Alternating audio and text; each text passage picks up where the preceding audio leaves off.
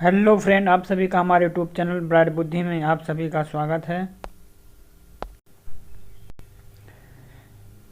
तो आज हम पढ़ेंगे अध्याय 8 पढ़ेंगे क्षेत्रीय संस्कृतियों का उत्कर्ष। इससे पहले हम अध्याय 7 तक के वीडियो कंप्लीट कर चुके हैं, तो आप हमारे प्लेलिस्ट में जा कर के देख सकते हैं।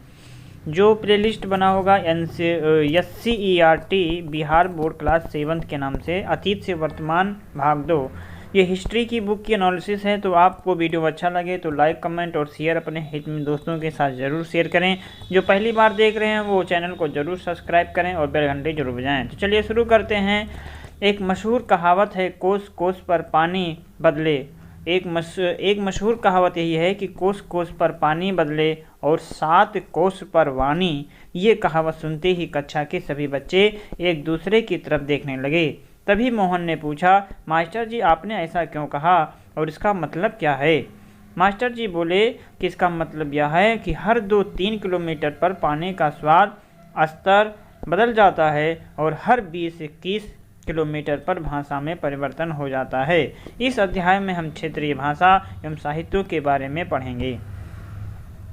गुप्तों के विशाल साम्राज्य ने विघटन का परिणाम स्वरूप लगभग 6ठी शताब्दी से क्षेत्रीय राजनीतिक शक्तियों के अभ्युदय का सिलसिला शुरू हुआ। 7वीं एवं 8वीं शताब्दी तक जिन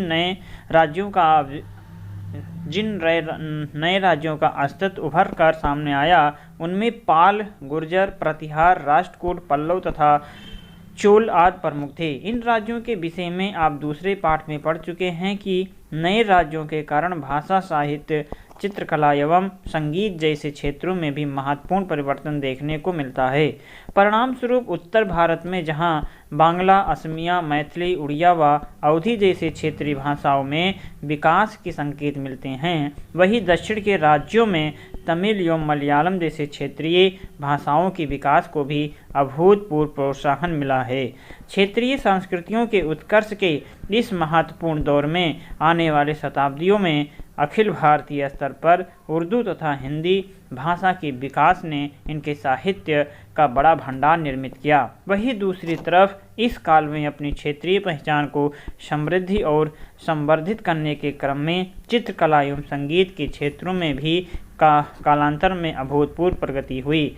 इन सब के लिए मिले जुले प्रभाव के कारण इन क्षेत्रों में सांस्कृतिक जीवन का आधार महत्वपूर्ण ढंग से विस्तृत एवं व्यापक बना। भाषा एवं साहित्य। चलिए भाषा एवं साहित्य के विषय में कुछ जानते हैं। क्षेत्रीय भाषाओं की उत्पत्ति लगभग 8वीं शताब्दी से लेकर के 10वीं शताब्दी के बीच हुई। कई राज्यों में संस्कृति के साथ साथ तमिल, कन्नड़, मराठी का भी प्रयोग प्रशासन में किया जाने लगा। विजयनगर साम्राज्य में तेलुगु साहित्य का विकास हुआ। बहमनी राज्यों में मराठी प्रशासन की भाषा रही और बाद में इन भाषाओं के विकास में मुस्लिम शासकों ने भी योगदान दिया। उदाहरण स्वरूप बंगाल के शासक नुसरत शाह ने रामायण एवं महाभारत को बंगाली में अनुवाद कराया। तो नुसरत शाह ने क्या किया था? तो नुसरत शाह ने रामायण और महाभारत को बंगाली में अनुवाद करवाया। दिल्ली के शासकों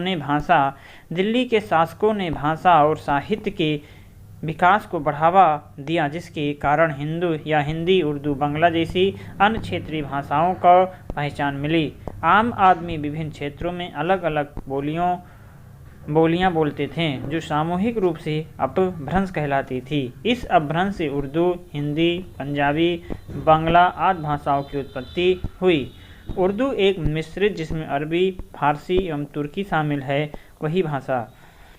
उर्दू एक भाषा है और इसकी लिपि फारसी है, अर्थात उर्दू की जो लिपि है क्या है? फारसी। लेकिन व्याकरण के नियम अन्य भाषाओं के जैसे ही हैं। जैसे फारसी के विकास के लिए लाहौर पहला केंद्र बना।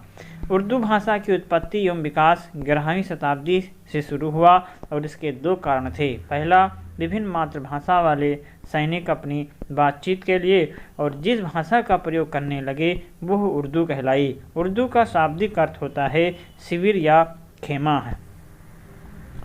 उर्दू का शाब्दिक अर्थ है शिविर या खेमा है। दूसरा, सूफी संतों के द्वारा धर्म प्रचार उपदेश देने के क्रम में इसका विकास हुआ। सूफी संतों के योगदान ने इसे और संपन्न बनाया। 14वीं शताब्दी में अमीर खुसरो ने इन भाषा को रेख्ता एवं हिंदवी का नाम दिया और इसमें काव्य रचना की। खुसरो की रचना का एक उदाहरण है गोरी सोए सेज पर मुख पर डाले केस और चल खुसरो घर आपने रैन भई चहुदेश। अमीर खुसरो की कुछ और उर्दू काव्य रचनाओं को एकत्रित जरूर करें। दक्षिण भारत में जिस उर्दू का विकास हुआ वो दक्कनी कहलाई और 18वीं शताब्दी के अंत तक उर्दू हिंदवी अर्थात हिंदी या दक्कनी कही जाती थी और आगे लोग उर्दू भाषा को हिंदुस्तानी या दक्कनी के नाम से पुकारते थे। मुगल काल में उर्दू मुगलों की मातृभाषा बन गई और घर, दरबार, शिविरों में भी बोले जाने लगी। हिंदी जो है हिंद, हिंदवी, हिंदुस्तान जैसे शब्दों का संबंध भारत के उत्तर पश्चिम भाग में बहने वाली सिंधु नदी से है। भारत व ईरान के बीच प्राचीन काल से ही संबंध बना हुआ है। ईरानी सिंधु और हिंदू कहते थे और हिंदू से हिंद बन गया। ईरान के लोगों ने जब इस शब्द से इक प्रत्यय लगा करके या इत प्रत्यय लगाया वो शब्द हिंदीक बन गया जिसका अर्थ होता है कि हिंद का। तभी से हिंद की भाषा हिंदी कही जाने लगी। सल्तनत काल में हिंदी साहित्य के कई रूपों का उदय हुआ। उनमें प्रमुख है जैन, लौकिक एवं गद्य साहित्य। जैनों ने साहित्य की रचनाएं की लेकिन उनकी अधिकतर रचनाएं इस काल में संस्कृत में ही रही। हेमचंद सूरी ने जैन साहित्य की रचना के क्षेत्र में अपना योगदान दिया। लौकिक साहित्य में ढोला मारूहा नामक प्रसिद्ध लोक भाषा काव्य लिखा गया है जिसमें ढोला नामक राजकुमार और मारवाड़ी नाम की राजकुमारी की प्रणय कथा का वर्णन है। इस कविता में स्त्री की कोमल भावों का बहुत ही मार्मिक वर्णन है। समकालीन लौकिक हिंदी साहित्य के अमर कवि अमीर खुसरो ने हिंदी में बहुत सी पहेलियों की रचना की है जो आज भी प्रचलित हैं। उनमें से एक पहेली नीचे दी गई है। तरवर से एक तिरिया उतरी उसने बहुत रिझाया। बाप का उसने नाम जो पूछा आधा नाम बताया। आधा नाम पिता पर प्यारा बूझ पहेली गोरी। और अमीर खुसरो जो कहे अपने नाम न बोली निबोरी। गद्य साहित्य और इतिहास लेखन कला का भी इस युग में विकास हुआ। जियाउद्दीन बर्नी, आसिफ असामी इस युग के प्रसिद्ध इतिहासकार थे। इनके विषय में आप पाठ 2 और 3 में पढ़ चुके हैं। जिया नक्शबी व तूतीनामा नामक पुस्तक की रचना की जिसमें तोता एक ऐसी बिरहड़ी नायिका को कहानी सुनाता है जिसका पति यात्रा पर गया था। ये कहानी मूल रूप से संस्कृत में था जिसका जिया नक्शबी ने फारसी अनुवाद किया था। सल्तनत काल में हिंदी साहित्य के विकास की जो प्रक्रिया शुरू हुई थी उसमें मुगल काल में तेजी आई।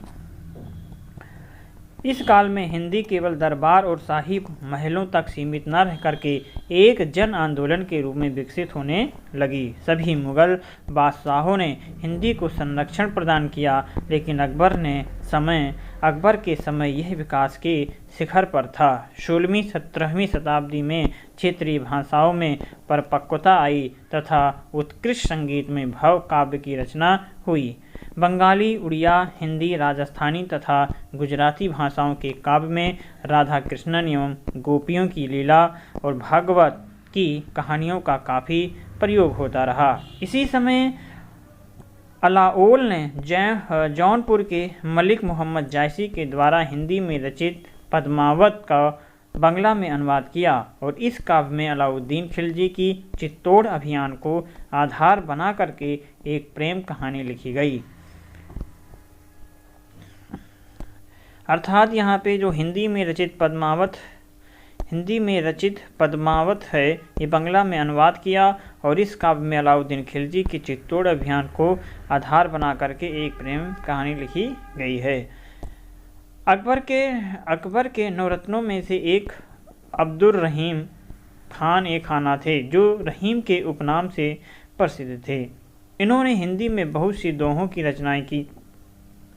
इनके द्वारा लिखित दोहे आज भी हमारे समाज में प्रचलित हैं। लोग इसे बहुत ही चाव से गाते हैं। इनके द्वारा लिखित दोहों के कुछ उदाहरण इस प्रकार हैं कि रहीमन विपदा तू भली जो थोड़े दिन होए, और हित अनहित या जगत में जान पड़े सब कोई। बिगड़ी बात बने नहीं लाख करे की होए, रहीमन बिगड़ी दूध के मथे न माखन होए। अकबर के समय में क्षेत्रीय भाषाओं में भी बहुत सी श्रेष्ठ रचनाएं हुईं और उसके शासनकाल में ही तुलसीदास ने रामचरितमानस की रचना की अवधी भाषा में की, जिसके नायक राम थे। इसी समय मुगल सम्राट एवं हिंदू राजा ने आगरा एवं आसपास के क्षेत्रों में बोली जाने वाली ब्रजभाषा को भी प्रोत्साहित किया। कवि सूरदास का इस भाषा लेखन में महत्वपूर्ण योगदान था और दक्षिण भारत में मलयालम भाषा की साहित्यिक परंपरा की शुरुआत मध्यकाल में ही हुई।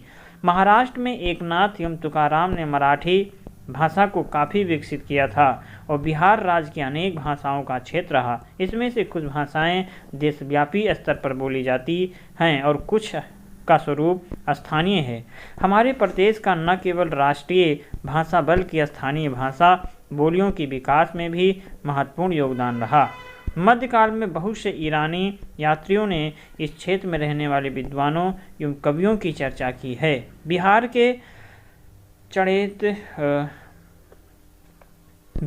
के चंदेश्वर इस काल के प्रमुख टीकाकार थे, जिन्होंने सूफी संतों से प्रभावित होकर के धर्म की व्याख्या की थी। देश के हिंदी भाषी राज्यों में इस क्षेत्र का महत्वपूर्ण स्थान है, जहां हिंदी की उत्पत्ति मगधी अपभ्रंश से हुई। इसके अलावा क्षेत्रीय भाषा मैथिली, मगधी एवं भोजपुरी का उद्भव हुआ, जिसका उर्दू के विकास में भी योगदान रहा। बिहार की भाषाओं में मैथिली भाषा सबसे उन्नत एवं विकसित है और ये तिरहुत क्षेत्र के दरभंगा प्रमंडल में बोली जाती। इस भाषा के प्रयोग के लिए एक अलग लिपि का विकास किया गया, जिसे मैथिली लिपि कहा जाता है।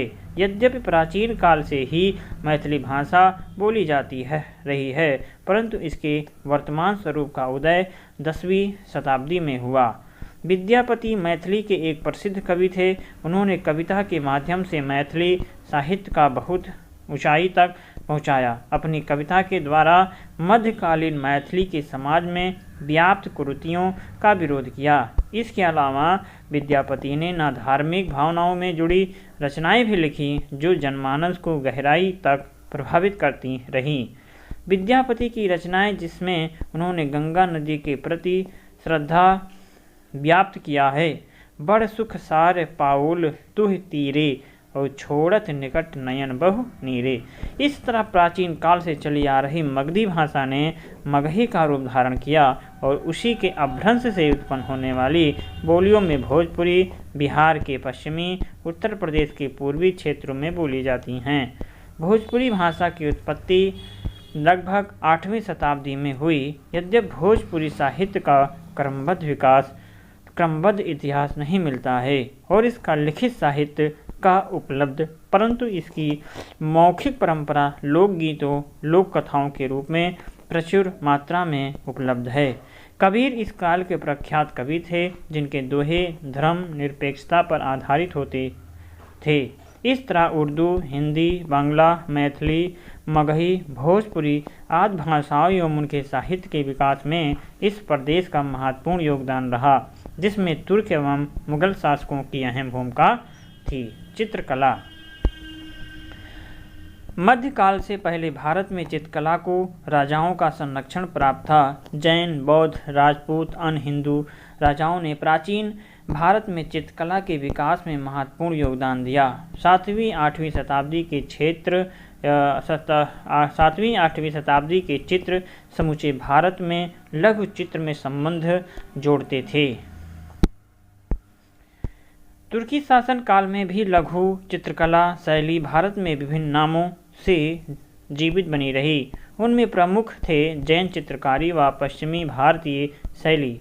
समकालीन फारसी एवं हिंदी ग्रंथों में अलाउद्दीन खिलजी ने शासनकाल में भित्ति चित्रों, पांडुलिपि चित्रों और कपड़े पर बने चित्रों के प्रमाण भी मिले हैं।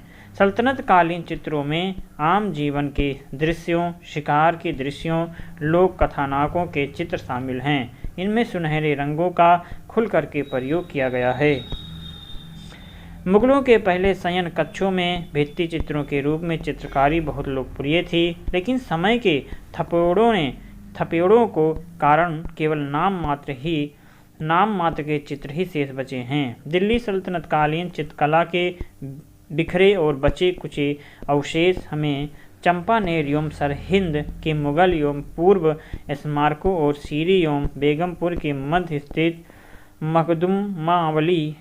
मखदुम्मावाली की मस्जिद से मिले हैं। भित्ति चित्र के ये अवशेष फूल, पत्तियों और वनस्पतियों के रूप में हैं। कुछ प्रांतीय शासकों ने भी चित्रकला का संरक्षण दिया। उनके समय में बनाए गए चित्रों का उल्लेख विशेष रूप से जौनपुर और बंगाल में मिला है।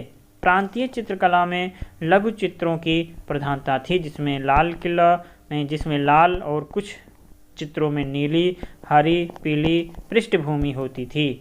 भारत में मुगलों ने चित्रकला की जिस शैली की नींव रख डाली थी वो मुगल चित्रकला के नाम से जानी जाती है। इसमें जो पहली महत्वपूर्ण कृति है वो दस्ताने अमीर हमजा या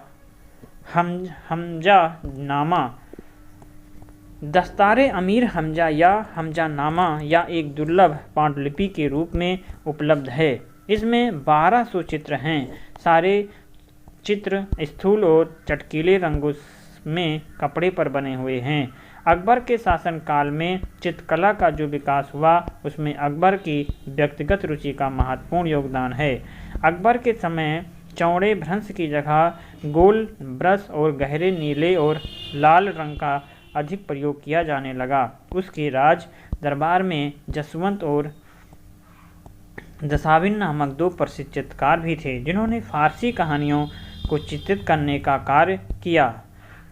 महाभारत एवं अकबरनामा जैसे ग्रंथों की चित्रकारी इन्हें ही सौंपा गया और इस काल में यूरोपीय चित्रकला का प्रभाव मुगल चित्रकला पर दिखने लगा। यूरोपीय चित्रकला के कुछ नमूने पुर्तगालियों के द्वारा अकबर के दरबार में पहुँचे। इनमें से मुगलों ने 2 विशेषताओं को ग्रहण किया।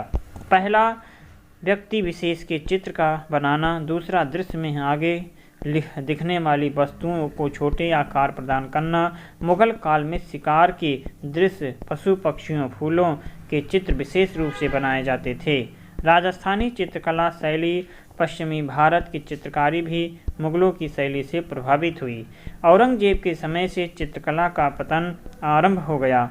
जब मुगल दरबार में इनको आश्रय नहीं मिला तो छोटे छोटे स्थानीय राजाओं और सामंतों ने इन्हें संरक्षण दिया और इन क्षेत्रों में अलग तरह की चित्रकला शैली का विकास हुआ। इस अध्याय में पहाड़ी चित्रकला एवं पटना कलम के बारे में हम विशेष रूप से पढ़ेंगे। उत्तर पश्चिम हिमालय क्षेत्र के विभिन्न पहाड़ी राज्यों में की जाने वाली चित्रकारी पहाड़ी चित्रकारी कहलाती है। इस क्षेत्र में वर्तमान हिमाचल प्रदेश, जम्मू कश्मीर, यूपी और टिहरी गढ़वाल का क्षेत्र आता है। पहाड़ी चित्रकारी में पारंपरिक विषयों, पौराणिक कथाओं के अतिरिक्त बालिकाओं को गेंद खेलते हुए या संगीत साज बजाते हुए पशुओं से अपना मनोरंजन करते हुए चित्रों को बनाया गया है। इसके अलावा राजा महाराजाओं के एकल या दरबारियों के साथ भी चित्र को बनाया गया है। प्राकृतिक दृश्यों में फैली हुई शाखाओं वाले पत्तेदार घने बड़े पेड़ों का चित्रण भी किया गया, जो चित्र में फलों से लदे हुए हैं। यही नहीं, तारों भरे आकाश, आंधी तूफान, आकाश के अंधेरे में चमकती हुई बिजली के दृश्य भी बनाए गए हैं। पहाड़ी चित्रकला में भड़कीले लाल, नीले और नारंगी रंग से लेकर के हल्के पेंसिल रंगों का भी प्रयोग किया जाता है। वस्त्रों, बर्तनों, सिंहासनों, कुर्सियों, कालीनों आदि के लिए सोने और चांदी के रंगों का भी प्रयोग किया गया। पहाड़ी चित्रकला में रंग की कई परतें चढ़ाई जाती थीं और रंग की एक परत चढ़ाने के बाद उसे सूखने दिया जाता था और सूखने के बाद फिर से चमका करके दूसरी रंग की परत चढ़ाई जाती थी। अंत में रेखा चित्र का रेखा चित्र को काले या लाल आदि रंगों से गहरा किया जाता था। पटना कलम। मुगल साम्राज्य के पतन के कारण जब शाही दरबार में इन कलाकारों का आश्रय या प्रशय नहीं मिला तो वे अन्य क्षेत्रों में रहने लगे। 1760 के लगभग ये चित्रकार संरक्षण की खोज में बंगाल में मुर्शिदाबाद पहुँचे। उसके बाद कुछ चित्रकार पटना में भी आकर के बसे। इन्होंने लोधी, कटरा, मच्छर हट्टा, आरा, दानापुर में बस करके चित्रकला के क्षेत्रीय रूप को विकसित किया। ये चित्रकला शैली पटना कलम या पटना शैली कहलाई। पटना कलम के अधिकांश चित्रकारी पुरुष हैं, अतः इस शैली को पुरुषों की चित्रकला शैली भी कही जाती है। पटना कलम के चित्र लघु चित्रों की श्रेणी में आते हैं, जिन्हें अधिकतर कागज और कहीं कहीं हाथी दांत पर भी बनाया गया है। इस शैली में व्यक्ति विशेष, पर्व, त्योहार, उत्सव, जीव जंतुओं को महत्व दिया गया। इस शैली में ब्रश से ही तस्वीरें बनाने और रंगने का काम किया जाता था। इसमें गहरे भूरे, गहरे लाल, हल्के पीले और गहरे नीले रंगों का प्रयोग किया गया है। तो संगीत। सल्तनत काल भारतीय संगीत के इतिहास में नए प्रयोगों का युग था। इस काल में रबाब, सारंगी और नवीन वाद्य गायक पद्धतियों का तथा रागों आदि का आविष्कार हुआ। मध्यकालीन संगीत परंपरा के संस्थापक प्रसिद्ध कवि, इतिहासकार एवं दार्शनिक अमीर खुसरो थे। सूफियों ने भी संगीत का खूब प्रचार प्रसार किया। ये गज़ल के रूप में खुदा की इबादत करते थे, जो प्रेम काव्य के रूप में होती थी। ये सूफी संत खानकाहों में गज़लों को गाते थे और भक्तिमय हो जाते थे। सल्तनत काल में दो प्रकार की गान शैली प्रचलित थी, गज़ल और कव्वाली। गज़ल की अरबी भाषा में स्त्रीलिंग मानते थे और इसका अर्थ होता था प्रेम पात्र से वार्तालाप। एक गज़ल में कम से कम 5 और अधिक से अधिक 11 शेर होते थे। गज़ल का संग्रह दीवान कहलाता है और उस समय की अधिकांश गज़लें श्रृंगार रूप में लिखी होती थीं। यही कारण था कि गज़लों का गायन संगीत प्रेमियों को तो अच्छा लगता ही था, साथ साथ सूफियों को भी प्रिय रहा। गज़ल के साथ साथ गायन की दूसरी लोकप्रिय शैली कव्वाली थी। कौल का अर्थ हुआ कथन और कौल को गाने वाला अर्थात कव्वाल कहलाता था। यही गायन शैली कव्वाली कही जाने लगी और गज़ल के विषय को पहले लौकिक प्रेम की दृष्टि से देखा जाए, फिर यदि उसी विषय के प्रेम पात्र को ईश्वरीय मान करके भक्तिमय होकर के गाया जाए तो वही कव्वाली का रूप ले लेती है। कुछ क्षेत्रीय राज्यों के शासक जैसे जौनपुर का मुल्तान या सुल्तान हुस्न सरखी एवं ग्वालियर का शासक मानसिक संगीत को संरक्षण देते थे। सिकंदर लोदी ने भी संगीत को संरक्षण देने की परंपरा का बड़े पैमाने पर पालन किया।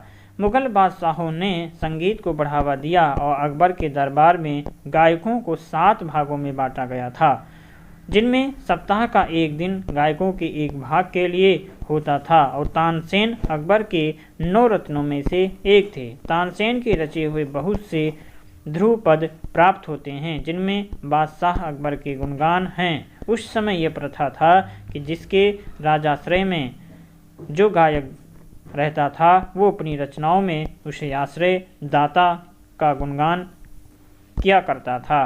ऐसी कथा प्रचलित है कि जब तानसेन दीपक राग गाते थे तो दीपक अपने आप जल उठता था और जब राग मेघ मल्हार गाते थे तो वर्षा होने लगती थी। क्या अब ये संभव है कि दीपक राग गाने पर दीपक स्वयं जल उठे और मेघ मल्हार गाने पर वर्षा होने लगे? मुगल काल में ख्याल गायन का भी आविष्कार हो चुका था। ख्याल 2 प्रकार के होते थे, बड़ा ख्याल और छोटा ख्याल।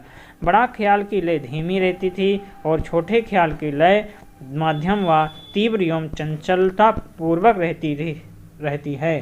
इसीलिए बड़े ख्याल के मुकाबले छोटे ख्याल अधिक लोकप्रिय हुआ। बाद के मुगल बादशाहों ने संगीत को कोई विशेष प्रोत्साहन नहीं दिया। बिहार में संगीत।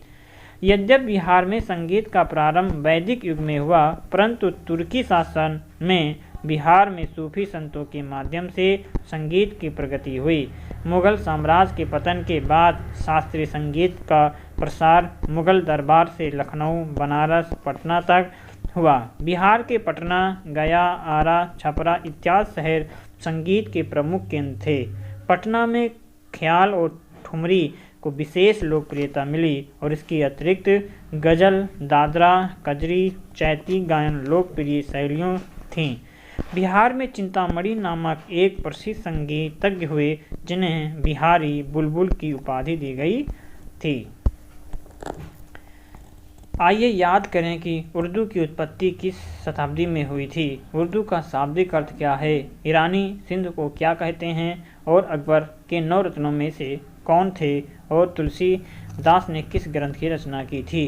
इन सब प्रश्नों के उत्तर आपको इन वीडियो को देख करके कंप्लीट करने हैं और आप अपने नोट्स में ज़रूर लिखेंगे। अगर आप ये वीडियो अच्छी तरह से पढ़े होंगे तो इन सब प्रश्नों के उत्तर आप बहुत आसानी से दे सकते हैं। वीडियो कैसा लगा?